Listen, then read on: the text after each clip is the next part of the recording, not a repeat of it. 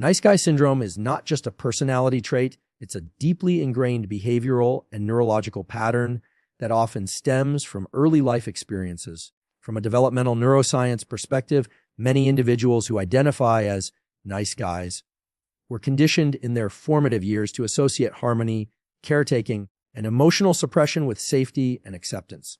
The human brain, especially during childhood, is extremely plastic. It learns quickly what behaviors are rewarded and which are punished. If a child experiences environments where expressing needs leads to conflict, rejection, or shame, the brain starts adapting. It starts wiring pathways that favor people-pleasing, conflict avoidance, and emotional suppression as survival strategies. This pattern becomes hardwired in neural circuits involving the limbic system, which governs emotion and threat responsive. The prefrontal cortex, responsible for decision-making and impulse control, and the anterior cingulate cortex C, which monitors social errors and pain. In particular, the amygdala, the brain's emotional alarm system, becomes hypersensitive to perceived social threats. As a result, a person becomes more attuned to others' emotional states and less connected to their own inner signals and boundaries. They may grow up believing that being accepted means staying small, agreeable, and non-threatening. This creates what we call an externalized locus of control. Self-worth becomes contingent upon how others feel about you rather than how aligned you are with your own values and needs. Over time, the repeated choice to prioritize others at one's own expense builds not just psychological fatigue, but a physiological toll. Every time a person suppresses their real opinion, desires, or instincts to maintain niceness, it activates the stress response. Cortisol, the body's primary stress hormone, elevates in the background. It may not feel like panic, but it shows up as chronic tension, emotional burnout, and in many cases, immune suppression or digestive issues. Your body keeps the score of every self-betrayal.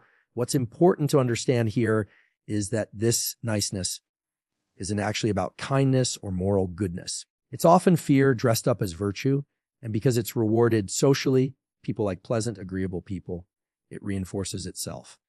The dopamine system, which regulates motivation and reward, becomes involved. Every time someone responds positively to a nice guy behavior, the brain releases a small burst of dopamine, reinforcing that behavior pattern. But this kind of dopamine is extrinsic, not intrinsic. It relies on the unpredictable reactions of others. Over time, that leads to a feedback loop of approval, seeking, emotional dependency, and reduced self-agency. And yet, this wiring is not permanent. Neuroplasticity means the brain can change when provided with new input and repetition. But that change starts with awareness. When someone begins to question why they're afraid of setting boundaries, why they feel guilt after saying no, or why they stay silent in moments that matter, they begin interrupting the old circuit. Even small acts of self-assertion create new neural patterns. The prefrontal cortex starts to activate more, meaning decisions are now based on internal values rather than fear or social feedback. Emotional regulation improves. Self-respect begins to take root. Stopping the nice guy behavior doesn't mean becoming unkind or harsh. It means moving from a fear-based survival strategy to a self-authored, intentional way of being. It means recognizing that the people who matter will respect your truth, not your performance. It means teaching your nervous system that conflict isn't always danger, and that authenticity is not only safe, but necessary for real connection. And as those new signals repeat, the brain rewires. The old loops of niceness tied to fear and shame are replaced with pathways of strength, clarity, and self-respect. In essence, overcoming the nice guy syndrome is not about changing who you are, it's about returning to who you were before fear taught you to hide. The role of dopamine in driving behavior is one of the most misunderstood yet powerful concepts in neuroscience. When we talk about nice guy behavior, we often overlook the chemical mechanisms behind it. It's easy to assume someone acts this way purely out of morality or kindness, but neuroscience tells a more nuanced story. Many people who fall into the pattern of constantly seeking approval, avoiding conflict, or prioritizing others' emotions over their own are actually chasing a biochemical reward, dopamine. This neurotransmitter plays a critical role in motivation, drive, and reward-seeking behavior. However, dopamine doesn't care whether the outcome is good or bad in a moral sense. It simply reinforces whatever produces a sense of anticipation or perceived reward. For someone stuck in the nice guy loop, the brain learns to associate being liked with a dopamine release. Every time they do something that pleases someone else and receive praise, approval, or even just a lack of conflict, the brain marks that moment as successful. That success then becomes the basis for future behavior. The cycle repeats: act nice, get approval, feel good. But this is a fragile system because the reward is extrinsically sourced, coming from other people's responses, not from within. That kind of reward circuit is unreliable. It creates emotional dependency where your sense of worth and validation becomes tied to someone else's mood or opinion. This is particularly dangerous because over time it diminishes intrinsic motivation. Intrinsic motivation is the kind that arises from your internal compass, your values, goals, and identity. When you're driven by internal rewards, your brain produces dopamine in anticipation of achieving something meaningful to you. In contrast, when you're locked into people-pleasing behavior, the anticipation of someone else's positive reaction becomes the primary stimulus. This weakens your ability to make independent decisions, assert boundaries, or pursue goals that might not be universally accepted. Your behavior becomes reactive instead of proactive. The nice guy often feels stuck because he's caught in a neurological tug of war. On one side, his brain is craving the dopamine hit that comes from being liked. On the other, his deeper self knows that he is compromising, suppressing, and shrinking to maintain that approval. Over time, the mismatch between who he really is and how he presents himself leads to emotional dissonance, fatigue, and even resentment, both toward others and toward himself. The very behaviors that were meant to ensure connection start creating distance. Why? Because relationships built on approval seeking lack authenticity. People can feel when someone is being performative, and this erodes trust, even if they can't consciously articulate why. From a neural perspective, breaking this pattern requires discomfort. It involves confronting the brain's reward system and teaching it to value long-term integrity over short-term praise. This is difficult because the immediate loss of dopamine, is in the form of potential disapproval or rejection, can feel threatening to the system. The ventral striatum, a part of the brain involved in processing rewards, goes quiet when validation isn't received. That silence is interpreted as failure or rejection. But this is where deliberate neuroplasticity comes into play. By consciously choosing behaviors aligned with internal goals, even when they don't immediately yield external praise, the brain starts creating new reward pathways. Over time, the system recalibrates to associate confidence, authenticity, and boundary setting with a deeper, more sustainable sense of satisfaction. This shift allows for a profound transformation.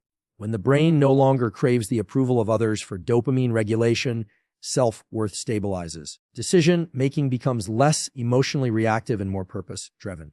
Assertiveness, once perceived as risky, begins to feel natural. And most importantly, motivation is no longer a function of external validation. It comes from alignment with self-defined values. The nice guy who once depended on being liked to feel good can now move through the world with clarity, strength, and self-respect, knowing that the most powerful reward comes from within. When someone constantly suppresses their emotions, needs, or opinions in order to maintain peace or avoid confrontation, there are significant consequences at the physiological level, especially in how the brain and body manage stress. The habit of always being agreeable or overly accommodating may look socially adaptive on the surface, but underneath, it initiates a chronic activation of the stress response. In neuroscience and endocrinology, this response is governed by the hypothalamic, pituitary, adrenal, AHP axis, which controls the release of cortisol, the primary stress hormone. Every time an individual avoids saying what they truly feel, refuses to set a boundary, or agrees to something that conflicts with their values, they experience a subtle internal tension. Even if it's not consciously recognized, the brain perceives this as a form of threat, a dissonance between internal truth and external behavior. The prefrontal cortex, responsible for rational thinking and planning, often gets overridden in these situations by deeper, older parts of the brain like the amygdala, which is more concerned with immediate emotional safety than long-term well-being. The amygdala detects that expressing true feelings may lead to conflict or disapproval and signals the body to suppress, retreat, and comply. Over time, the repeated triggering of this mechanism leads to a persistent elevation of cortisol levels, Elevated cortisol may initially be useful in acute stress situations, but when it becomes chronic, as it does with long-term emotional suppression, it begins to cause systemic problems. High cortisol affects sleep, digestion, immunity, and cognitive clarity. People often feel anxious, but can't pinpoint why. They may feel drained after interactions, even when those interactions seem friendly. This is because every time they put on the nice mask, they are spending enormous energy managing internal stress without an outlet. And because the behavior is rewarded socially, they don't recognize that this internal state is unsustainable. Over time, this creates emotional burnout. Emotional burnout is not just a mental state, it has biological roots. When the nervous system is constantly in a low-grade threat mode, it becomes harder to regulate emotions, make decisions, or feel connected to others. Another side effect of this suppression is the dampening of one's ability to experience joy and fulfillment. When people consistently override their own emotional responses to accommodate others, they don't just avoid negative emotions, they blunt the positive ones too. This occurs because emotional suppression is a generalized process. The same circuits that restrict anger or sadness also affect enthusiasm, confidence, and pleasure. The result is often a muted emotional life where a person appears fine on the outside but feels flat or unfulfilled internally. This further reinforces the belief that something is wrong with them, causing even more suppression and stress. The immune system is also impacted by this state. Research in psychoneuroimmunology shows that chronic stress reduces the efficacy of immune cells, making the body more susceptible to illness. People who habitually suppress their needs often report frequent colds, headaches, gastrointestinal problems, and a general sense of fatigue. These aren't isolated issues. They are signals from the body warning that the internal environment is out of alignment. What many people don't realize is that the simple act of speaking a boundary, telling the truth, or standing firm in a disagreement can help recalibrate the nervous system. When a person starts practicing assertiveness, even in small ways, the brain begins to register safety and honesty. The HPA axis becomes less reactive. Cortisol levels begin to normalize. The parasympathetic nervous system, the rest and digest system, activates more frequently, allowing for better sleep, digestion, and emotional resilience. Over time, the body starts to feel safer being real than being agreeable. What this reveals is that avoiding discomfort doesn't lead to peace. It leads to chronic background stress. The kind of stress that accumulates quietly and manifests as anxiety, resentment, and exhaustion. It's not just about being honest with others, it's about giving the nervous system a new pattern to follow. One where authenticity is safe. One where setting boundaries doesn't lead to rejection, but to deeper, more honest connection. The cost of always being the nice guy is high, not just socially or emotionally, but biologically. And the body, if ignored for long enough, will force that truth into awareness, one symptom at a time. When someone decides to break out of the habitual, nice guy pattern, the process of change is not just psychological, it is deeply neurological. The brain has been wired over time to associate certain behaviors with safety and reward. For the person who has learned to avoid conflict, suppress needs, and prioritize the emotions of others, this wiring is automatic and reinforced. But the good news is that the brain is plastic. It can be rewired. And one of the most critical areas involved in this transformation is the prefrontal cortex, the region of the brain responsible for executive function, decision-making, impulse control, and self-regulation. This is where the shift from passive, reactive behavior to assertive, intentional action begins to take place. When you stop being the nice guy, you start engaging the prefrontal cortex in a new way. You are no longer simply reacting to what feels safe or what others expect. Instead, you begin to make conscious, value-driven decisions that often go against your old programming. These decisions may feel uncomfortable at first, but they are signs of growth. For example, choosing to say no to a request you don't want to fulfill or expressing an opinion you would have previously kept quiet activates the prefrontal cortex capacity to weigh short-term discomfort against long-term integrity. Each of these moments becomes a neural repetition that helps reshape your behavioral defaults. This transition is not instant. The old neural circuits that favored people pleasing are still present, and the brain does not erase them. But with consistent effort, new pathways become stronger. This is how neuroplasticity works. What you repeat becomes your new baseline. And during this period, there is often a feeling of conflict within. On one hand, there is the urge to fall back into the familiar pattern of avoiding tension. On the other, there is a new pull toward truth and boundary. These moments of choice are crucial. Every time you act with self-respect rather than fear-based compliance, your brain begins to tag that behavior as not only safe, but effective. An important concept to understand here is the difference between short-term emotional comfort and long-term psychological stability. The nice guy pattern prioritizes the short-term comfort of avoiding rejection or disapproval, but the cost is long-term instability, resentment, anxiety, a fragmented sense of self.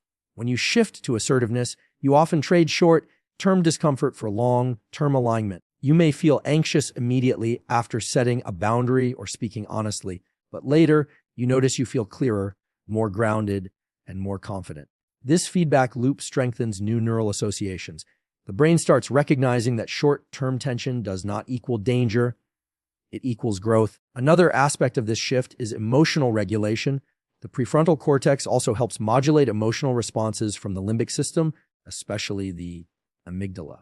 When you begin to assert yourself, the amygdala may initially interpret that behavior as risky, triggering anxiety or fear. But the prefrontal cortex can override that response with logic, context, and evidence from past successes.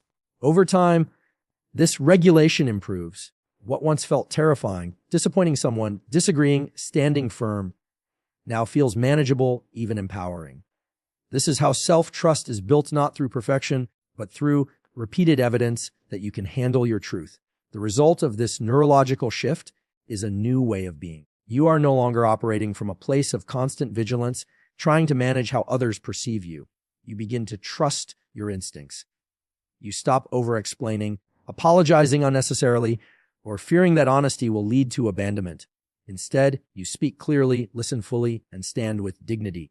You make decisions not based on how to avoid discomfort, but on how to stay in alignment with your principles. And your brain supports this shift by reinforcing confidence, stability, and emotional clarity. Ultimately, the transition from the nice guy pattern to assertiveness is not about becoming aggressive or selfish. It's about reclaiming agency. It's about activating the part of your brain that was designed to help you lead your life intentionally, not reactively. And while the process may be challenging, it is also profoundly liberating. You don't lose connection with others, you create more honest, respectful ones. And most importantly, you build a connection with yourself that can't be broken by anyone else's approval or disapproval. That is the power of rewiring your behavior at the level of the brain. Respect and approval are often confused, especially by those who have developed a habit of chronic people-pleasing. But in reality, they are neurologically and emotionally distinct experiences with very different long-term outcomes.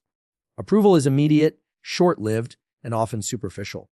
It is a product of someone else's temporary judgment, a momentary signal that you are doing what they like or expect. Respect, on the other hand, is built slowly over time. It is based on consistency, authenticity, and the alignment between your values and your actions. From a neuroscience perspective, when a person starts to break free from the nice guy behavior, the brain begins to shift its internal reward system from chasing approval to seeking and sustaining respect. This shift is rooted in how the brain processes feedback and reinforcement. In the early stages of approval-seeking behavior, the dopamine system is engaged every time someone reacts positively. That smile, that nod, that thank you, or even the absence of disapproval, each becomes a micro reward that triggers a dopamine release. This encourages the person to keep repeating the behavior, not because it aligns with who they are, but because the brain is reinforcing the external validation loop. The ventral tegmental area, vitae, and nucleus accumbens, central to the brain's reward system, become activated by these external cues, creating a powerful dependency on how others react. But over time, this system becomes unstable. People's opinions change. Approval is inconsistent. What pleased someone yesterday may upset them today. Living on this approval treadmill leads to emotional exhaustion and a weakened sense of self. The nervous system is constantly scanning the environment for cues of acceptance or rejection, which creates anxiety and internal instability. The brain begins to associate self worth with the unpredictable behavior of others rather than with internal consistency. This leads to emotional fragility, where confidence rises and falls based on who is pleased or displeased in the moment. When someone begins the journey towards setting boundaries, speaking honestly, and prioritizing alignment over appeasement, the nature of the reward changes. Instead of seeking the short-term dopamine hit that comes from pleasing others, the brain starts to experience deeper and more stable forms of satisfaction. This is where the concept of self-respect comes in. Unlike approval, which is given, respect, both from others and toward your stepping out of the nice guy, persona doesn't mean becoming rude, aggressive, or disrespectful. It means developing the courage to show up authentically even when it's uncomfortable. The transformation begins with a shift in how one sees conflict, tension, and discomfort, not as threats to avoid, but as signals for growth. From a neurological standpoint, our brains are wired for survival, which includes a strong aversion to perceived threats, such as disapproval, confrontation, or rejection. These social threats activate the amygdala, the brain's fear center, triggering the fight or flight response. For many people who grew up learning to be agreeable in order to stay safe, this response becomes tied not just to physical danger, but to interpersonal discomfort. The habitual nice guy is often someone who learned early in life that being quiet, helpful, or agreeable was the safest way to receive love or avoid punishment. As adults, these individuals often carry the same behavior into relationships, work environments, and friendships. The brain maintains this behavioral pattern because it has created a strong neural association. Avoiding conflict equals safety. But this learned safety is false. What appears to be peaceful compliance on the surface often leads to long-term emotional dysregulation, resentment, and a fractured sense of identity. The brain's discomfort with authentic expression becomes a self-limiting cage. When someone decides to step out of this role, the first thing they encounter is fear. Saying what you really think, expressing what you need, or disagreeing with someone you care about can feel risky. The nervous system reacts with increased heart rate, tension in the body, and anxiety. But here's the critical part. This is not a sign that something is wrong. It's a sign that your brain is attempting to rewire. Growth often looks and feels like danger at first because the brain hasn't yet learned that authenticity is safe. When you challenge your default reactions by asserting a boundary or voicing a difficult truth, you are sending a new message to the brain. This is uncomfortable, but it's not unsafe. Over time, the prefrontal cortex begins to take over from the amygdala, helping you regulate these moments with perspective and calm. This discomfort is necessary. It's a neurological workout. And like any physical training, repetition builds capacity. With each moment of honesty, even if it's clumsy or imperfect, the brain lays down new neural tracks, connections that say, this is who I am. I can survive this moment. I can trust myself.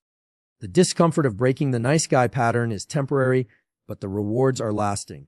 You begin to develop emotional resilience, not because you no longer feel fear or discomfort, but because you no longer let those feelings dictate your behavior. One of the most surprising aspects of this journey is the realization that discomfort is not a punishment.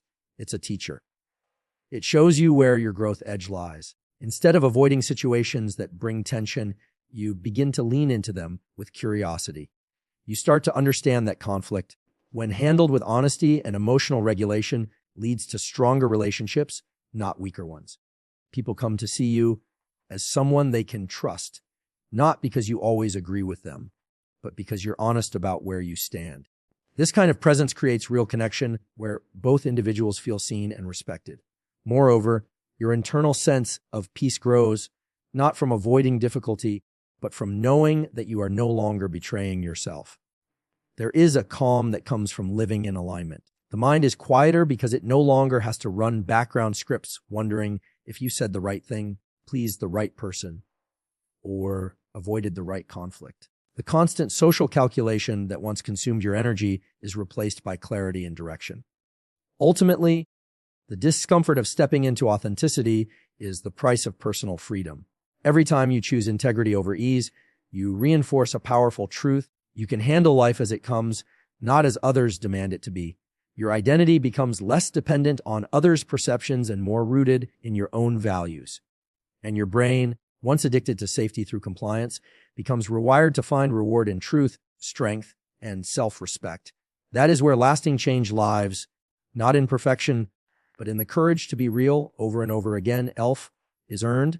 It's based on courage, clarity, and reliability. And when you act in ways that reflect your values, even if they're uncomfortable in the short term, your brain begins reinforcing a different pathway. The ventral striatum, a part of the brain associated with motivation and goal pursuit, starts to light up not just from external feedback, but from internal wins.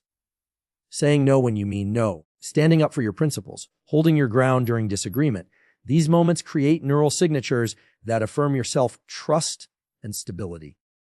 Over time, your brain learns to generate dopamine not just from being liked, but from being congruent. This is a more sustainable, empowering form of motivation, one that doesn't rely on anyone else's reaction. This neurological shift also changes how others perceive and respond to you. People may not always like assertive behavior initially, especially if they were benefiting from your passivity. But in the long run, consistent authenticity earns respect. Others begin to recognize you as someone who is clear, firm, and honest. Someone they can trust, even if they don't always agree with you. This is because respect is based on reliability and truth, not on compliance. People respect those who know who they are and act accordingly, regardless of temporary social discomfort. As the brain adapts to this new reward system, emotional regulation improves. You are less reactive, less dependent on social feedback, and more grounded in your own decisions. You stop fearing disapproval because you're no longer using it to measure your worth. Instead, your focus shifts to maintaining internal alignment, which becomes its own source of motivation and reward. In this way, the transition from approval to respect is both neurological and behavioral. It's about teaching the brain that truth and alignment are more valuable than being liked. And the more you live this truth, the more your brain supports it, reinforcing a version of yourself that is confident, centered, and free from the constant need for validation. This is when people stop responding to your performance and start responding to your presence. And that's when real connection, influence, and impact begin.